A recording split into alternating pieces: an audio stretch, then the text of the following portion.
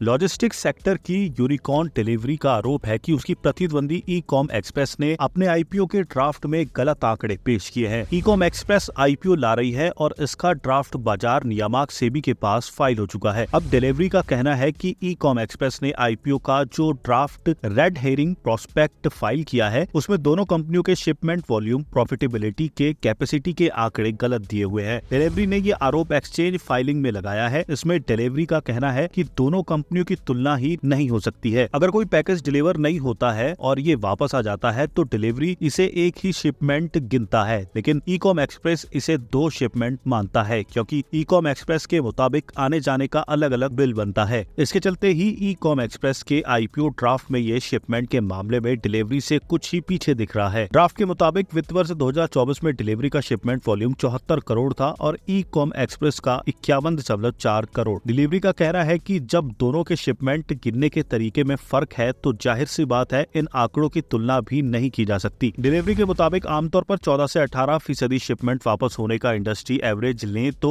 E com express की shipment 45 crore के आसपास बैठेगी। अब डिलीवरी के मुताबिक इसे ड्राफ्ट में प्रति शिपमेंट लागत का भी तुलनात्मक आंकड़ा बदल जाएगा। ई कॉम के मुताबिक इसका वैल्यूएशन कारोबार के सीधे लागत से है। इसे किसी वित्त वर्ष या अवधि में कुल लागत में से कॉर्पोरेट खर्च और वेयरहाउस के खर्च को काटकर फिर उसे शिपमेंट की कुल संख्या से भाग देकर निकाला जाता है। अब डिलीवरी का कहना है कि शिपमेंट वॉल्यूम को ई कॉम एक्सप्रेस ने अपने कैलकुलेशन से सीधा ही बढ़ा हुआ दिखाया है, तो इससे प्रति शिपमेंट लागत कम हो जाएगी। डिलीवरी का कहना है कि शिपमेंट के उसके कैलकुलेशन के हिसाब से ई कॉम एक्सप्रेस का प्रति शिपमेंट लागत करीब 7 रुपए यानी 15% बढ़ जाएगी। डिलीवरी ने आगे कहा कि दोनों कंपनियों के सर्विस EBITDA की तुलना करना भी गलत है क्योंकि इसका कैलकुलेशन अंदरूनी तरीके से किया जाता है। ऐसे में ई कॉम एक्सप्रेस को ये नहीं पता कि डिलीवरी का कॉर्पोरेट कॉस्ट कितना है, तो इसका सर्विस EBITDA निकाला नहीं जा सकता। पार्टनर्स ग्रुप और ब्रिटिश इंटरनेशनल इन्वेस्टमेंट के निवेश वाली ई कॉम एक्सप्रेस की योजना आईपीओ के जरिए 2600 करोड़ रुपए जुटाने की है। इसने 15 अगस्त को सेबी के पास आईपीओ का ड्राफ्ट फाइल किया था। इस आईपीओ के तहत 1284.5 करोड़ रुपए के नए शेयर जारी करने की योजना है। इसके अलावा ऑफर फॉर सेल विंडो के तहत मौजूदा निवेशक 1315.5 करोड़ रुपए के शेयरों की बिक्री कर सकते हैं।